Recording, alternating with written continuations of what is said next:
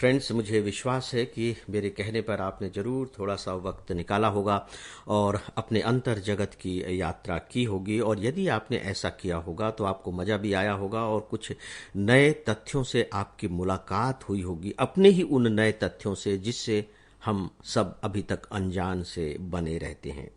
है ना, ये बिल्कुल समुद्र के तल की यात्रा जैसी है। समुद्र ऊपर से आप देखते कि हमें कैसा दिखाई देता है ना, पानी पानी, बस और कुछ भी दिखाई नहीं देता। लेकिन जब आप समुद्र के अंदर जाएंगे, मैंने समुद्र के अंदर की यात्राएं की हुई हैं, तो आप उस दुनिया को देख करके स्तब्ध रह जाएंगे। क्या सुंदर सुंदर कोरल, वनस्पतियां, मछली, जीव, प्राणी क्या लहरा रहे होते हैं, क्या विचरण कर रहे होते हैं। अद्भुत दृश्य होता है।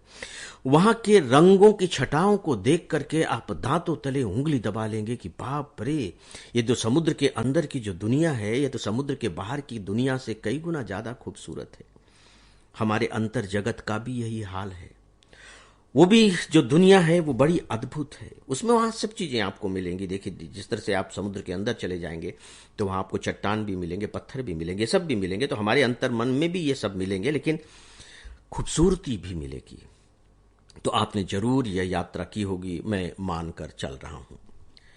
फ्रेंड्स, अक्सर जब मैं सच के बारे में सोचता हूं या जब इसके बारे में बात करता हूं तो एक बात बताना नहीं भूलता, और आज मैं उसे बताना चाहूंगा। और सच बात यह है कि इससे पहले भी हो सकता है कि लाइफ मैनेजमेंट में मैंने इस तथ्य की चर्चा की हो। एक जापानी फिल्म है अकीरा कुरोसावा के, जो महान निर्देशक रहे हैं, रोशोमन गेट, द रोशोमन गेट। अगर आपको ये फिल्म मिल सके, ओटीटी पर तो होगी ही, तो आप प्लीज जरूर देखिएगा। ओटीटी पर देखिए, एक सुविधा यह है कि आप उसको हिंदी टाइटल में भी देख सकते हैं। मैंने ये फिल्म 3 बार देखी है, रोशोमन गेट। इस पर जब नाटक खेला गया तो वो भी हम लोग देखने गए थे, रोशोमन गेट। वो है क्या? वो बहुत ही सिंपल सी चीज है। होता यह है कि 4 चरवाहे होते हैं जो जंगल में लकड़ी काटने और गाय चराने, भैंस चराने, बकरी चराने गए हुए हैं। बहुत तेज बारिश होने लगती है, तो वहां एक रोशोमन गेट है। सबके सब ये लोग उस गेट के नीचे पहुंच करके आग जला लेते हैं, तापने लगते हैं और बातचीत करने लगते हैं। बातचीत करने में वो एक घटना की चर्चा करते हैं कि किस तरीके से एक बहुत ही जवान लड़का था, जापानी लड़का था, जो विवाह करके उस जंगल से गुजर रहा था और पता लगा कि इस कपल की हत्या कर दी गई।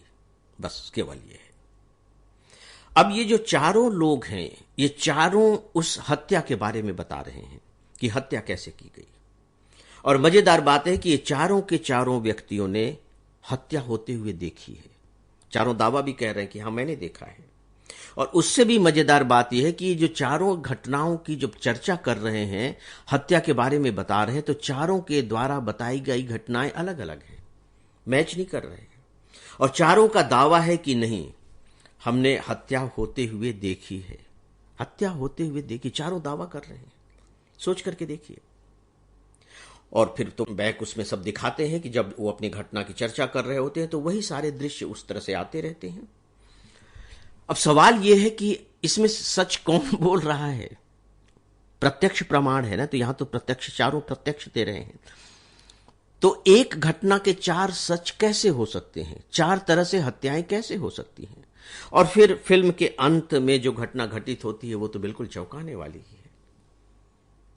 घटना ये घटित होती है कि बाद में जिसकी हत्या हुई है, वो जो नौजवान, जो दुल्हा है, उसकी आत्मा आती है।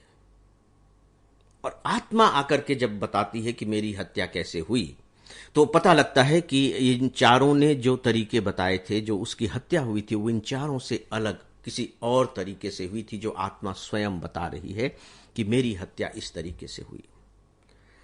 दोस्तों, सत्य के जो डायमेंशंस हो सकते हैं, सत्य की जो चुनौतियां हो सकती हैं, इस फिल्म में बड़ी खूबसूरती के साथ उभारी गई। इसीलिए इस फिल्म को वर्ल्ड के 10 क्लासिकल फिल्मों में से एक माना जाता है। और बड़े सरल और सहज तरीके से सारी फिल्में दिखाई गई हैं। मतलब ऐसा नहीं कि उसमें कोई आपको बहुत ज्यादा कठिनाई होगी समझने में, कोई फिलॉसफी है, बिल्कुल ऐसा नहीं है। और सच पूछिए तो हमारे यहां का जो जैन दर्शन है, जैन दर्शन की जो महान देन, जो मैं मानकर चलता हूं, वो यही है कि उसने स्यातवाद की बात कही। स्यातवाद, स्यात शब्द से ही बना है शायद। मैं अपनी बात कहता हूं और अपनी बात कहने के बाद फिर मैं उसमें यह जोड़ देता हूं शायद। यानी कि मैं जो कह रहा हूं हो सकता है कि ये सच हो, शायद आप जो कह रहे हैं वो भी सच हो सकता है, वो भी कहेगा शायद। तो जैन दर्शन में जब भी वाद विवाद होते हैं तो उसका अंत इसी शब्द के साथ किया जाता है कि भाई ये मेरा सच है जो मुझे मालूम पड़ता है, शायद इससे आगे भी कोई सच हो तो आप बताइए। सामने वाला फिर अपनी बात रखता है और वह भी फिर यही बात कहता है कि ये मेरी बात है, शायद ये सच हो, लेकिन आप अपनी बात बताइए, शायद आपकी बात सच हो। शायद वाद अद्भुत वाद है। कृष्ण ने अर्जुन को गीता सुनाई है और याद रखिए गीता सुनाने के बाद कृष्ण ने आदेश नहीं दिया है कि मैं जो कह रहा हूं यही सच है और यही तुमको करना है। कृष्ण ने यही कहा कि यह मेरा मत है, अब तुमको जो ठीक लगता हो तुम करो। ये कृष्ण के शब्द हैं। यह मेरा मत है, मैंने अपनी बात तुमको बता दी, अब तुमको जो ठीक लगता हो तुम वह करो। देखिए उपदेश और फिलॉसफी में यही फर्क होता है।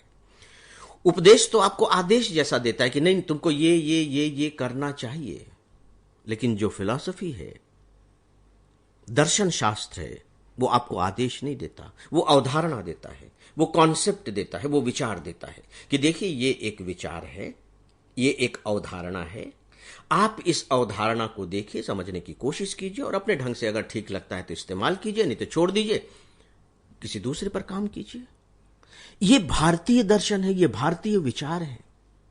सच को जानने के आप देखिए कि कितने खूबसूरत तरीके बताए गए हैं और सच को हमारे यहां किस तरीके से व्याख्यायित किया गया है। दोस्तों जब ये सच हमारे अंदर उतर जाता है तो आप कल्पना नहीं कर सकते कि अंदर कितनी स्थिरता और कितनी महान शांति का एहसास होता है। आप भी करेंगे। तो दोस्तों अब 2 दिनों के बाद आप सबसे फिर मुलाकात होगी और तब इस पर और बातें करेंगे और दूसरे विषयों पर बात करेंगे। अच्छा होगा कि आप सब अपने अपने ढंग से अपनी अपनी बातें मुझ तक पहुंचाते रहें, नए नए विषय भी सुझाते रहें और मुझे इजाजत दें। मेरा अभिवादन स्वीकार करें।